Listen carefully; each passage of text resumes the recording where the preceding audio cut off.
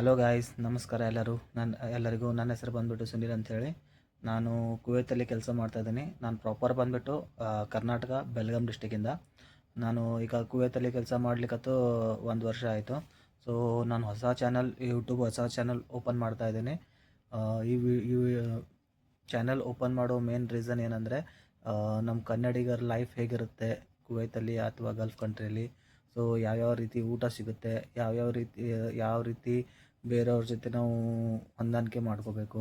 ಹೊಸದಾಗಿ ಬರ್ತಿರ್ತಾರೆ, ಅವ್ರಿಗೇನು ಗೊತ್ತಿರಲ್ಲ ಗಲ್ಫ್ ಕಂಟ್ರಿಗಳ ಬಗ್ಗೆ.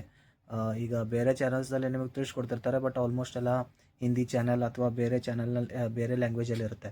ಸೊ ನಾನು ನಮ್ಮ ಕನ್ನಡಿಗರ ಸಲುವಾಗಿ ಹೆಲ್ಪ್ ಆಗಲಿ ಅಂತೇಳಿ ಕನ್ನಡದಲ್ಲಿ ಯೂಟ್ಯೂಬ್ ಚಾನಲ್ ಓಪನ್ ಮಾಡ್ತಾಯಿದ್ದೀನಿ.